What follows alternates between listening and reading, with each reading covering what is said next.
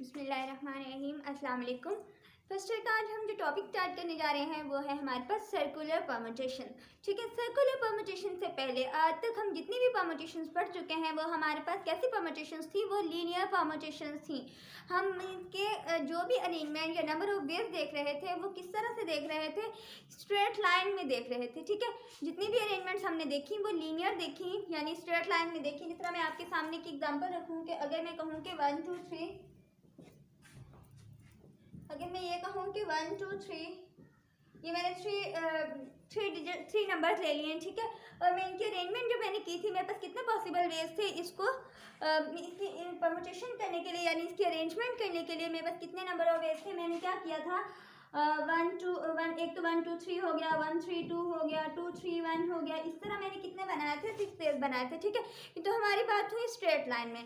लेकिन आज हम जो करेंगे, हमारे जहन में ये भी आता है कि भाई अगर कोई बंदा मतलब एक ग्रुप हो लोगों का और वो हमारे पास राउंड टेबल के मतलब एक टेबल के गिर्द बैठे हुए हों, ठीक है, सर्कल बना के बैठे हुए हों, तब हमारे पास क्या होगा, हम किस तरह से उनके अरेंजमेंट कर सकते हैं, उनके नंबर ऑफ अरेंजमेंट्स हम किस तरह से फाइंड कर सकते हैं। तो इस सर्कुलर वे में अरेंजमेंट्स जो हैं उनको कैलकुलेट करने के लिए हमारे पास जो है यूज़ होती है वो है सर्कुलर परमुटेशन। ठीक हो गया। हम कह सकते हैं कि seating in a round table we will have to fix one number. Mean कि इसका तरीका ये है कि अगर हमारे पास 6 बंदे हैं, वो एक राउंड टेबल के बैठे हुए हैं, ठीक है, गोल दायरे में बैठे हुए हैं, हम लोगों ने क्या करना है, उसकी अगर हम लोग number of arrangements find out करना चाह रहे हैं, यानी सर्कुलर परमुटेशन फाइंड आउट करना चाह रहे हैं, तो उसमें हम किसी एक बंदे को, किसी एक मेंबर को हम फिक्स कर लेंगे। जब हम किसी एक मेंबर को या फिक्स कर लेते हैं, तब हम बाकियों की जितनी भी बाकियों की अरेंजमेंट देखते हैं। ठीक है, फॉर एग्जाम्पल अगर मैं कहती हूँ कि ये है टेबल, ठीक है, टेबल पे यहाँ बैठे हैं, यहाँ बैठे हैं, यहाँ बैठे हैं, आप यहाँ बैठे हैं, यहाँ बैठे हैं और यहाँ बैठे हैं, टोटल कितने हैं, 1 2 3 4 5 6। अगर ये 6 हैं तो मुझे क्या करना होगा, किसी एक को फिक्स कर लेना है। किसी एक को मैंने फिक्स कर लिया और मैंने अब इनकी अरेंजमेंट्स को देखना है। ठीक है, अब इनकी बाकी जो मेंबर्स हैं उनकी कितनी पॉसिबल अरेंजमेंट्स बन सकती हैं। ठीक है, तो हमारे पास जो सर्कुलर परमुटेशन का फार्मूला होगा वो क्या होगा, लीनियर परमुटेशन। आपको पता है लीनियर परमुटेशन का जो हम फार्मूला जो है वो कैसे होते हैं, लीनियर परमुटेशन हम n फैक्टोरियल से डिनोट कर रहे थे। ठीक है, लीनियर परमुटेशन क्या था, n फैक्टोरियल। लेकिन सर्कुलर परमुटेशन क्या होगा, चूंकि उसमें एक नंबर फिक्स हो जाता है, एक पर्सन को हमने फिक्स कर लिया है, अब हमारे पास जो सर्कुलर परमुटेशन होगा वो n-1 का फैक्टोरियल होगा। ठीक हो गया। तो अब हमने क्या करना है, n-1 फैक्टोरियल से हम सर्कुलर परमुटेशंस को कैलकुलेट कर सकते हैं। एक मैं एग्जांपल रखती हूँ आपके सामने, तो इसमें ये फार्मूला अप्लाई करते हैं तो आपको समझ आ जाएगी किस तरह हम सर्कुलर परमुटेशन किसी भी क्वेश्चन की निकाल सकते हैं। ठीक हो गया। ठीक है, अब ये आपके पास है एक क्वेश्चन। अब इस क्वेश्चन को देखते हुए हम देख सकते हैं कि हम किस तरह सर्कुलर परमुटेशन जो है काम करता है, हम किस तरह वो अप्लाई करते हैं। अब ये देखिए, in how many ways can 5 person be seated at a round table. एक राउंड टेबल है, उस पर 5 पर्सन हैं, वो किस तरह से बैठ सकते हैं। आप देखिए, हम ये राउंड टेबल बना रहे हैं। ठीक है, अब इस पर्सन को हम ए का नाम दे देते हैं, इस पर्सन को हम बी का नाम दे देते हैं, इसको हम सी का नाम दे देते हैं, इसको डी का नाम दे देते हैं, इसको हम ई का नाम दे देते हैं और इसको हम एफ का नाम दे देते हैं। ठीक है, ये हमारे पास सॉरी, हम लोगों ने कितने लेने थे, हमने 5 पर्सन लेने थे। तो इनमें इक्वी डिस्टेंस करके हम लोग क्या करते हैं, यहाँ पे 5 पर्सन हमने ले लिए, 1 2 3 4 5 पर्सन हो गए। अब हमारा क्या काम है, वो कह रहे हैं कि 5 person can be seated at a round table. 5 person जो है वो बैठे हुए हैं, लेकिन हमने इनकी अरेंजमेंट्स बतानी है कि कितनी अरेंजमेंट्स इनकी बन सकती हैं, वो कितने तरीकों से इस टेबल पे बैठ सकते हैं। अगर मैं कहूँ कि 1 पर्सन जो है, अब इनका जो अगर 1 पर्सन जो है वो क्या करता है, वो यहाँ से उठ के यहाँ पे आ जाता है। ठीक है, अगर मैं इस तरह से रोटेट करती हूँ कि 1 पर्सन ए पर्सन जो है वो बी वाली सीट पे आ जाता है, तो बी वाला क्या करेगा, बी वाला सी सीट पे आ जाएगा, सी वाला डी पे आ जाएगा, डी वाला ई पे चला जाएगा, ई वाला ए पे चला जाएगा। तो आप लोगों को इसमें कोई डिफरेंस है नहीं ना, सारे एक दूसरे से मतलब अपनी अपनी पोजीशन, जितना इसका ए और ई का गैप था पहले, अगर इनको रोटेट करवाने से, इनकी पोजीशन चेंज करने से भी उनका वही गैप रहा है, उतना ही गैप। ठीक है, अगर मैं कहती हूँ कि ए को मैं ए को मैं सी तक लेके जाती हूँ तो बी जो है वो कहाँ तक आएगा। अगर मैं 2 प्लेसेस चेंज करती हूँ, ए को बी की जगह नहीं, ए को सी की जगह रिप्लेस करती हूँ, तो बी कहाँ चला जाएगा, बी भी आगे इससे नेक्स्ट 2 से मूव कर जाएगा। इसी तरह सी जो है वो भी 2 नेक्स्ट सीट्स मूव कर जाएगा, डी भी मूव कर जाएगा। तो हमारे पास अगर इस तरह हम लोग सारा दिन भी अरेंजमेंट बनाते रहें तो वो अरेंजमेंट नहीं बनेगी। क्यों? क्योंकि हमारे पास जितना डिस्टेंस पहले ए और बी में था, चाहे हम 1 टाइम रोटेट करें, चाहे 1 प्लेस रिप्लेस एक बार ही हम लोग उसको रोटेट करें, एक फिगर का हम उसमें डिस्टेंस रखें या 2 का रखें, ठीक है, तो इस पर कोई फर्क नहीं पड़ेगा क्योंकि वो आपस में एक दूसरे के रिलेटिव ही रहेंगे। ठीक हो गया। लेकिन हमें क्या करना होगा, अगर इस तरह का केस आ जाता है, हमें सर्कुलर किस तरह की अगर कोई सर्कुलर अरेंजमेंट आ जाती है तो हमें क्या करना होगा, हमें किसी एक बंदे को फिक्स करना होगा। अगर हम एक बंदे को फिक्स कर लेते हैं, फॉर एग्जांपल मैंने ए को फिक्स कर लिया, इसको मैंने फिक्स कर लिया, ठीक है, अगर मैंने इसको फिक्स कर लिया तो बाकी इन चारों की अरेंजमेंट्स जो हैं वो हो सकती हैं। ठीक हो गया। अब इन चारों के अरेंजमेंट्स जो हैं, बाकी एक फिक्स हो गया, बाकी 4 के अरेंजमेंट्स हम बना सकते हैं। ठीक है, बाकी 4 के अरेंजमेंट इसी तरह जो अभी सर्कुलर परम्यूटेशन का फार्मूला रखा था वो हमारे पास जो है टोटल कितने थे, वो 5% थे। ठीक है, लेकिन अब जो नंबर ऑफ वेव्स बनेंगी बाकी 4 की, क्योंकि एक हमने फिक्स कर लिया। Let's say A is fixed, let A B is fixed. A को हमने क्या कर लिया है, 1% को हमने फिक्स कर लिया, बाकी कितने बच गए हमारे पास, 4 बच गए।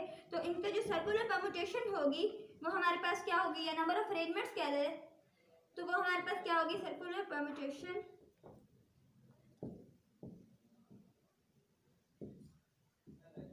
वो हमारे पास होगी n-1 का फैक्टोरियल। तो n इसमें क्या था, 5 - 1 इज 4, 5 - 1 का फैक्टोरियल यानी 4 का फैक्टोरियल। 4 का फैक्टोरियल आप ओपन करें, 4 क्रॉस 3 क्रॉस 2 क्रॉस 1। ठीक है, जो भी आंसर आता है आपके पास क्या होगा, 4 क्रॉस 3 12, 12 क्रॉस 2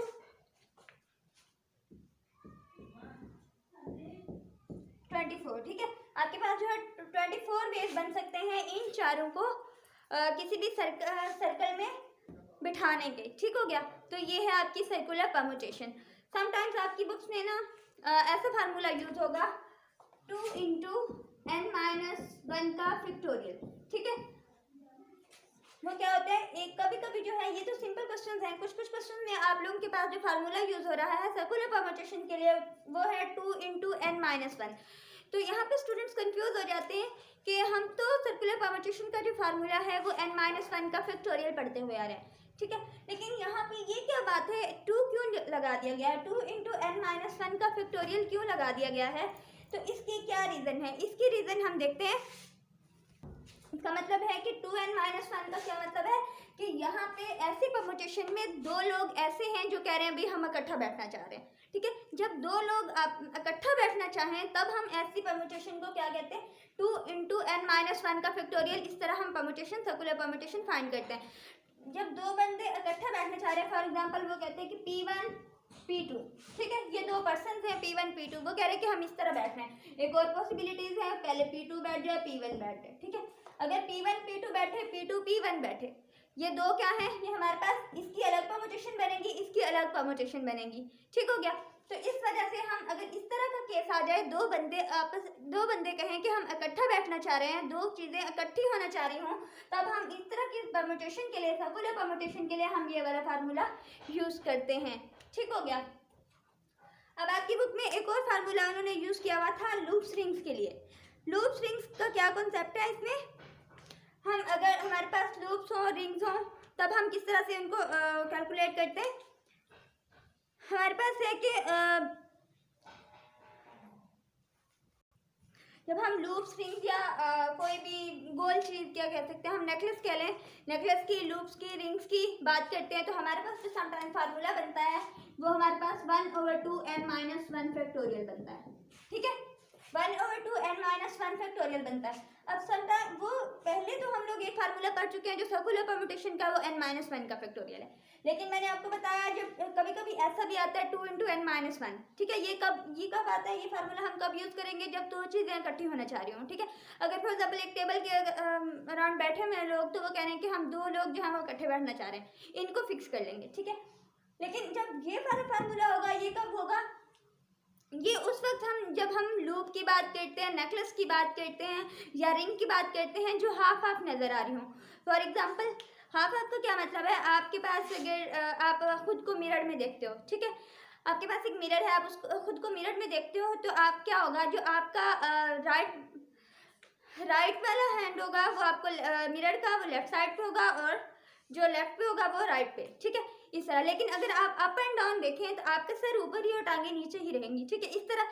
तो ये क्या हो गई, हाफ इसमें चेंजिंग आती है, ठीक है। हाफ चेंजिंग जब आएगी तब हम क्या करेंगे, हमारे पास मीन के हमारे पास लेफ्ट और राइट वाले तो चेंज हो जाएंगे, लेकिन अप डाउन जो है वो चेंज नहीं होता। ऐसी परम्यूटेशन अगर आ जाए, ऐसे से कोई परम्यूटेशन के लिए 1/2 n-1 का फैक्टोरियल हम यूज़ करते हैं, ठीक है। अगर मैं आपको कहूँ कि 4 बीट्स वाला एक मेरे पास नेकलेस है या लूप है, ठीक है, आपके पास यहाँ ऐसे, ठीक है, आपके पास ऐसा एक नेकलेस है या इसमें 4 बीड्स हैं, इसको मैं ए का नाम दे देती हूँ, इसको बी का नाम दे देती हूँ, इसको सी का, इसको डी का, ठीक है। और मैं क्या करती हूँ, उसको यूं पकड़ के जो स्पिन मतलब जो मैंने पकड़ा हुआ है, ठीक है, और उसको मैं यूं रोटेट करवा देती हूँ। जो इस वाली साइड पे होगा इसको मैं यूं घुमाऊँ तो सी वाला डी वाली साइड पे चला जाएगा, डी वाला सी वाली साइड पे चला जाएगा, लेकिन ए और बी जो है वो फिक्स रहेंगे, ठीक है। अगर इस तरह की कंडीशन आ जाए, इसका क्या मतलब है कि जो चेंजिंग आई है वो जस्ट इन दोनों की प्लेसेस में चेंजिंग आई है। ये सामने ये जो है ए और बी ये क्या रहे हैं, वो सेम रहे हैं। तो ऐसी कंडीशन आ जाए तो ऐसी परम्यूटेशन के लिए हम 1/2 n-1 का फैक्टोरियल यूज़ करते हैं, ठीक हो गया। और आपकी बुक में क्या है, ठीक है, जो अभी मैंने आपको एक फार्मूला बताया 1/2 n-1 वाला, उसको किस तरह से अभी मैंने बताया कि जिस तरह हम लोग सिर्फ साइड्स को रोटेट कर दें, 2 पॉइंट्स उसकी फिक्स रहेंगे, ऊपर और नीचे वाले पे कोई इफेक्ट नहीं पड़ेगा, हम जिस साइड वाले जितने भी होंगे उनमें चेंजिंग आएगी। इस तरह का एक क्वेश्चन मैं आपके सामने लेके आई हूँ। यहाँ देखिए आप, in how many ways can a necklace of 8 beads of different colours be made. हमारे पास 8 बीड्स हैं यानी 8 मोती हैं, ठीक है, डिफरेंट कलर्स की मोती हैं, उनसे हम लोगों ने नेकलेस बनाना है। तो अब हम किस तरह से कितने नेकलेस बना सकते हैं, कितने तरीके हम इस्तेमाल कर सकते हैं सिर्फ 8 बीड को यूज़ करते हुए उस नेकलेस में, ठीक है। लेकिन याद रहे कि आपके पास जो कलर्स हैं उस नेकलेस में वो डिफरेंट हैं, ठीक है, डिफरेंट बीड्स हैं आपके पास डिफरेंट कलर्स के। तो आप फॉर एग्जांपल मैं इसे कहती हूँ, ये मेरे पास ए है और ये मेरे पास जो है ये क्या है, बी है, और ये मेरे पास सी है, ये मेरे पास डी है, ये मेरे पास ई है, ये एफ है, ये जी है और ये एच है, ठीक है। 1 2 3 4 5 6 7 8, ठीक है। ये 8 बीड्स का एक नेकलेस पड़ा हुआ है आपके पास। जब 8 बीड्स का आपके पास ये नेकलेस है तो आपने क्या करना है, आप क्या करोगे, अगर ए को बी वाली साइड पे ले जाओगे, बी सी पे चला जाएगा, सी डी पे, डी ई पे, इस तरह एच जो है वो ए पे आ जाएगा। तो आपके पास जो है वो किसी तरह से भी कोई अरेंजमेंट नहीं बनेगी, क्योंकि वो सारे आपस में रिलेटिव ही रहेंगे, एक दूसरे के रिलेटिव रहेंगे। लेकिन अरेंजमेंट कब बनेगी, मीन्स की कब तब्दीली आएगी, जब आप क्या करोगे, आप इसको फिक्स कर लोगे, मतलब ये वाले जो हैं इनको आप फिक्स कर लो और आप इनको चेंज करो। जब आप क्या करोगे, इनको चेंज करोगे, स्पिन कर दोगे, तो आपके पास जो नया बनने वाला नेकलेस होगा वो इस तरह का होगा। ए वहीं पे खड़ा है और ई भी वहीं पे खड़ा है। अब आपने क्या करना है, यहाँ पे बी और यहाँ पे एच था, तो बी एच की जगह पे आ गया, एच जो है वो बी की जगह पे चला गया, ठीक हो गया। और यहाँ पे क्या है, ये आपके पास यहाँ पे जी था और ये सी की जगह पे आ गया, सी जी की जगह पे आ गया। यहाँ पे एफ था, ये डी की जगह पे चला गया और इस तरह से आपके पास अरेंजमेंट बन जाएगी, ठीक हो गया।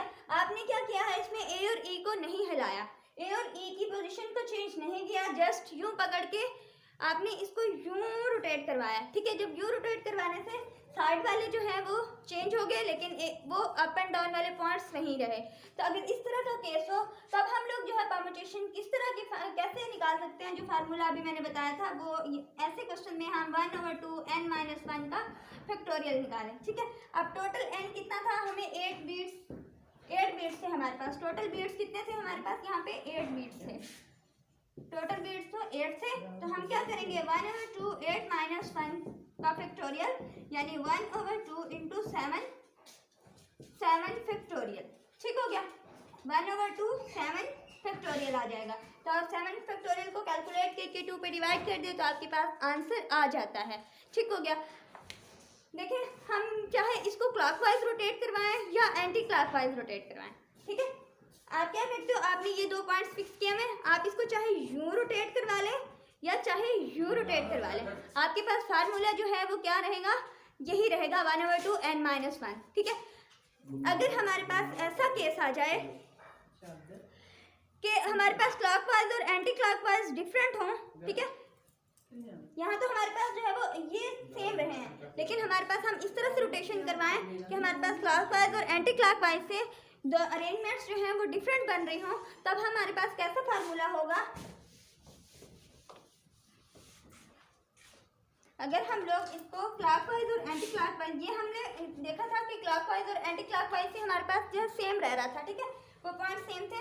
अगर इस तरह से हम अरेंजमेंट कर लें या इस तरह से कर लें कोई फर्क नहीं पड़ता, लेकिन अगर हमारे पास क्लॉकवाइज और एंटी क्लॉकवाइज डिफरेंट हो, क्लॉकवाइज और एंटी क्लॉकवाइज, तो अगर हमारे पास क्या हो, डिफरेंट हो, तब हमारे पास जो है वो कैसा फार्मूला बनता है। उसके लिए फार्मूला होगा आपके पास, समटाइम्स वो डिफरेंट भी होते हैं और समटाइम्स वो नॉट डिफरेंट होते हैं, ठीक है। तो डिफरेंट होने के लिए आपके पास क्या फार्मूला है और नॉट डिफरेंट होने के लिए आपके पास जो है वो क्या फार्मूला है। जब डिफरेंट होंगे तो आपको होंगे, इनका फार्मूला है NPR/R, ठीक है। और जब वो नॉट डिफरेंट होंगे तो आपके पास फार्मूला होगा NPR/2R, ठीक है।